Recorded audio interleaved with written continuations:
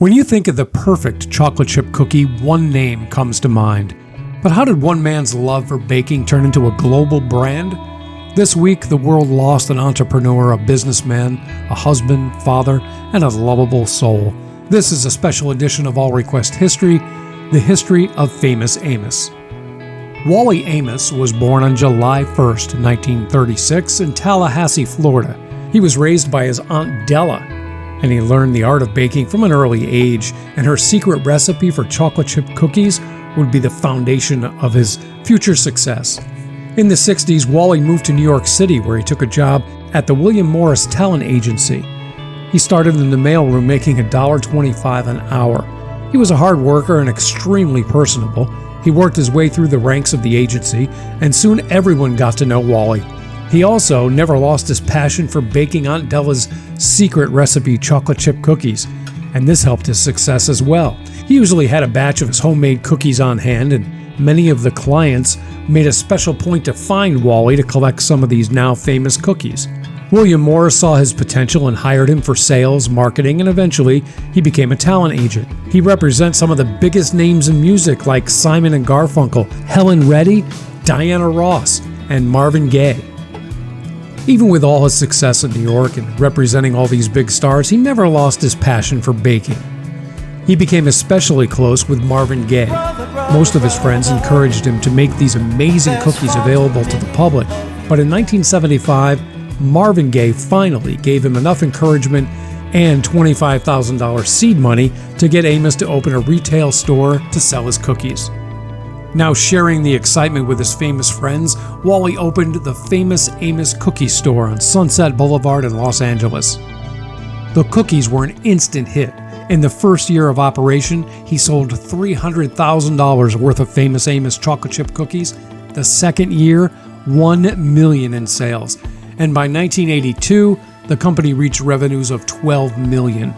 Wally was called the face that launched 1,000 chips.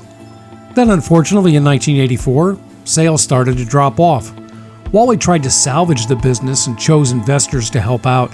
He sold 51% of the Famous Amos cookie business to Bass Brothers Enterprises.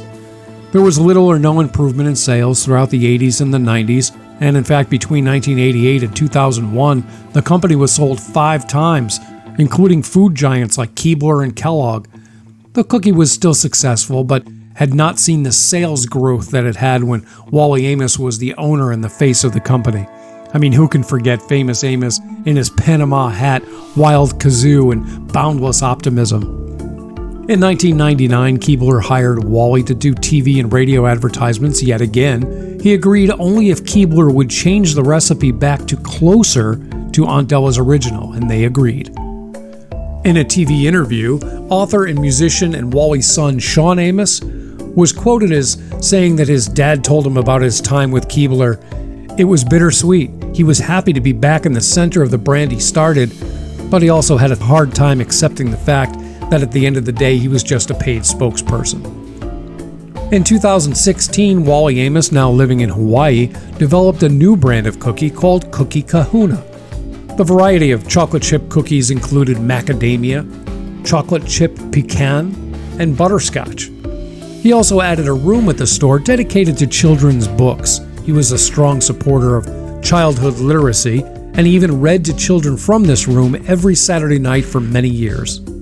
Cookie Kahuna had only seen mild success, and Famous Amos even tried his luck and appeared on Shark Tank, hoping to get a $50,000 investment for his new cookie company. None of the sharks invested, and the company went out of business by 2017. Today, Famous Amos cookies are owned by Ferrero North America and still enjoyed by millions around the world. In fact, you can pick up a bag right down at your local Walmart. Just this past Tuesday, August 13th, after years of struggling with dementia, Wally Amos passed away at his home in Honolulu.